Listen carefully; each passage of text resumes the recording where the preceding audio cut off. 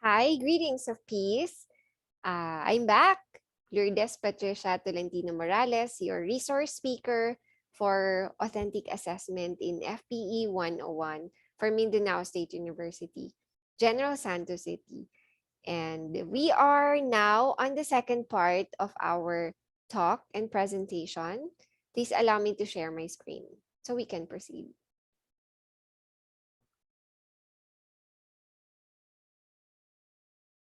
Let's just have a review. If we recall, we had 4 questions raised as part of this talk. The first one, what is authentic assessment? And we were able to cover that. We know that there are 2 definitions that we go to. One is by John Mueller, and the second one is by Grant Wiggins. Authentic assessment definition. The second one, why use authentic assessment? So we have a reference again from John Mueller for that one.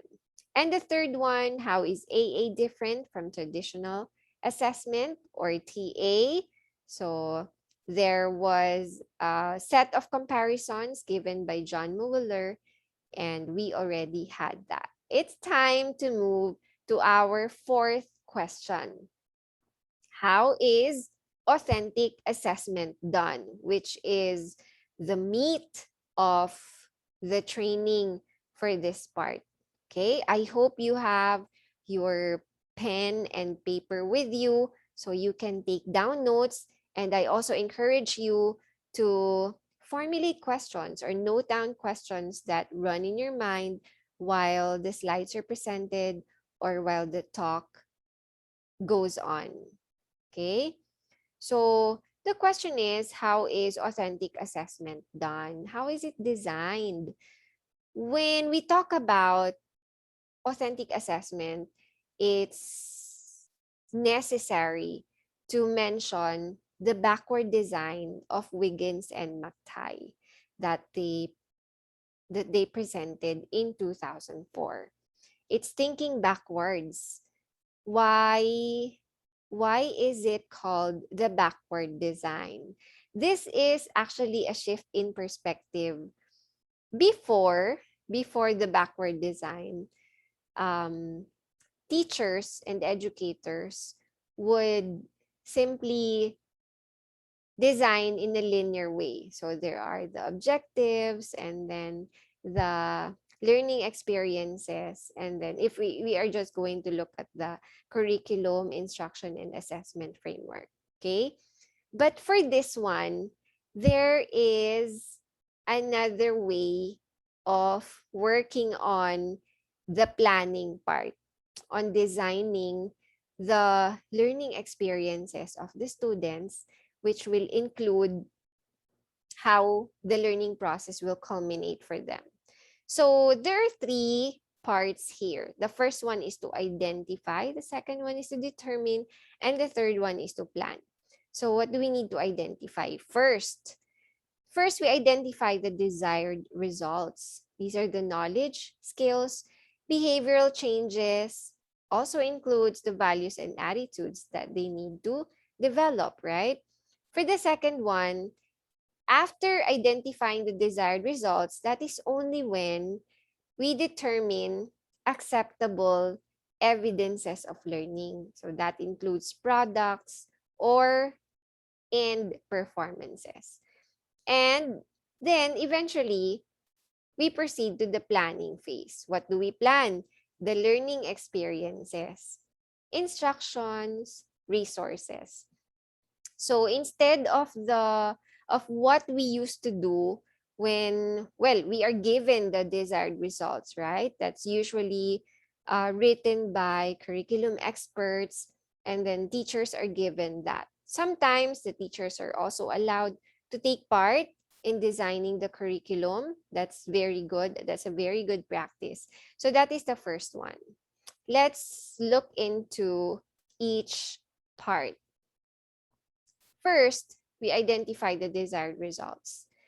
You've already done this. In FPE 101, these are indicated in the syllabus as learning outcomes. Again, just like what I mentioned earlier, I think there just has to be clarifications on what are considered the learning outcomes, because there is the course learning outcome, there is a set of learning outcomes for the course, and then there's the part which are enumerated under a column, which are also labeled as the learning outcomes. That's going to be important when you once you design, because they will be your anchor. Okay, and then there are also the specific specific learning outcomes based on the cognitive learning outcome, the social emotional learning outcome, and the behavioral learning outcome. So that will have to be clarified among you, which learning outcomes will appear as basis for the um, as basis in designing the authentic assessment tasks and the learning experiences. But you have basically covered number one. You just have to clarify which ones to specify. So number two is the big bulk, determining acceptable evidences. And with the evidences, there have to be standards to evaluate them, because we know that we need to report the the performance of the students eventually. We have to report their achievement level, and also as a way of giving feedback to the students with how well they are doing or how well they did in a particular learning episode. So there has to be those standards to evaluate the um, evidences of learning that they give us. Okay. Assessment strategies are also indicated in the syllabus. In your context, as I studied the syllabus, copy of the syllabus that I was given, there are already assessment strategies. I'm just not sure if those are final, if that's a draft, and if it will still go through revision. But what's good is that there are already assessment strategies in the table or the matrix that you have in the syllabus. So what do you need to do? I believe that you are going to work on the specific authentic tasks. And this is where we can learn about grasps and the rubrics. I was actually hoping to know how many of you are already familiar with grasps. How many of you have already been using rubrics? Because I think more educators, even in the higher education levels, are already using rubrics in rating the performance of the students. Okay, so what are considered muna as evidences? No, authentic assessment tasks. Authentic assessment utilizes performance samples, learning activities that encourage students to use higher order thinking skills.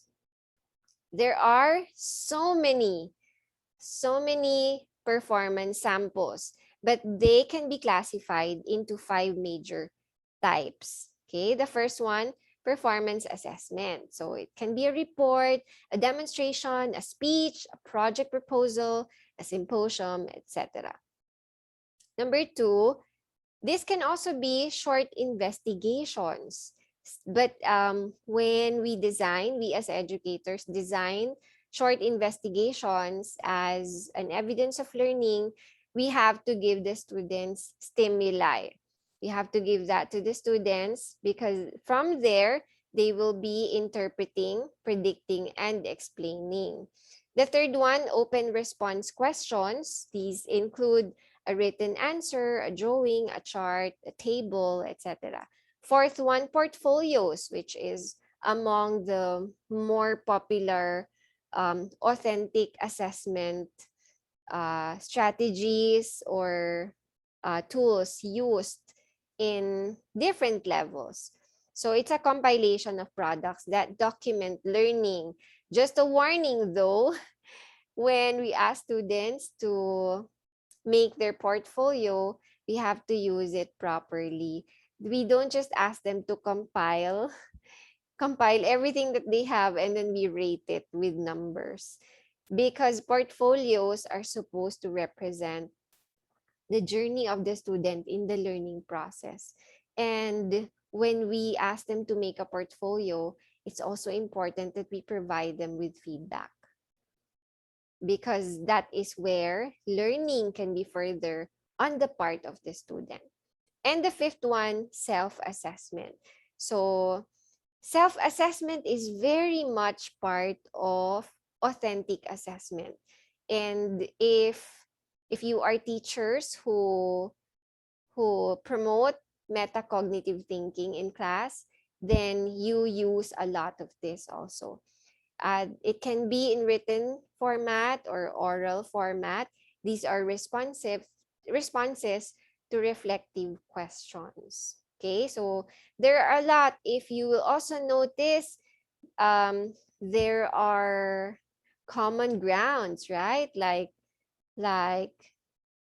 an open response question can be a self-assessment. Okay, a performance assessment can be part of a portfolio. So it doesn't mean that one is specified here. It can be um, as another one. So it depends on how we look at that evidence of learning. Okay, there can be a lot of shopping lists. Even Grant Wiggins, has a guide on the shopping list of possible products or performance strategies. Okay, so now we move to what grasps is. Okay, because this is what makes an authentic task more contextualized on the part of the teacher and the student. This is what captures the real world. This is what captures the authenticity in the task that we give them. So we are not sure if this will be required among you or if this is going to be encouraged, but we are making this part of this talk because this will really help the students appreciate what they are doing. Usually, the students see more meaning when the performance tasks are presented in the grasps format. What does grasps stand for? G stands for goal, R stands for role, A stands for audience, S stands for situation, P stands for performance, and S stands for standards. How do we phrase a goal? We can just answer the question, what task do I want the students to achieve? For the role, we need to specify the role that the student is going to assume. Kunwari, what's the student's role in the task? For letter A, audience, who is the student's target audience? Who will the student be serving? If they're going to write a proposal, to whom are they going to present it? That's the audience. If it's going to be a kind of service, who are going to receive that service that they're going to give? That's the audience. S stands for situation. What's the context? What's the challenge? P is for performance. What will students create or develop? This is also the format that we're going to give them. And S for standards. On what criteria will they be judged? Participants, it's very important not to leave out the last one. Standards. Okay? So let's have an example which I made. Okay? I just picked out learning outcome that's supposed to be learning outcome from the 7 learning outcomes indicated in the course learning outcomes. So show ability to design, develop, and implement a peace project. So ginawan ko siya ng grasp. Sample lang po ito. One note for everyone. you're probably going to be given a copy of of the syllabus in FPE 101. But I think you still have to contextualize that to make sure that it suits the nature of the course where your students are. So not because the assessment tasks or the assessment tools are indicated, you're going to just stick with that, because you have to contextualize. What do I mean? For example, in this example that we have, the contextualization that I did is for the College of Education. And I designed this as an individual work, although for the way that the task is designed, it's best if this is collaborative, not just cooperative, collaborative. Okay. But the drawback when giving this as a collaborative task is that some students might not get engaged with the actual task of designing, developing, and implementing a peace project, right? Do you get me? For example, let's say that let's say that there are 4 students in a group, and then one is good in writing. But that one will be tasked by the classmates to stylize the proposal in such a way that the design and the developing, the thinking process involved there is not any more experienced by that student. So there is that drawback. So it's a good consideration to have collaborative work, but we have to look at the individual experiences of the students. They have to be able to demonstrate their ability to design, develop, and implement a peace project. Okay. It can also be a cooperative task, but in authentic assessment, especially if it's serving a summative purpose, then we prefer collaborative over cooperative, because no, they might not click and some might not really cooperate. Okay, so let's see. So what do we have as an example? Goal. Your goal is to help a school establish a peace project for its students. Okay, so this is the goal given to the student. Our role. You are going to assume the role of a peace advocate representing the Gensan Peace Council assigned in the most highly populated public secondary school in Gensan. Let's remember that this task is given to students of the College of Education. That's why the context is working with and for a school. Okay, so this can be contextualized even further.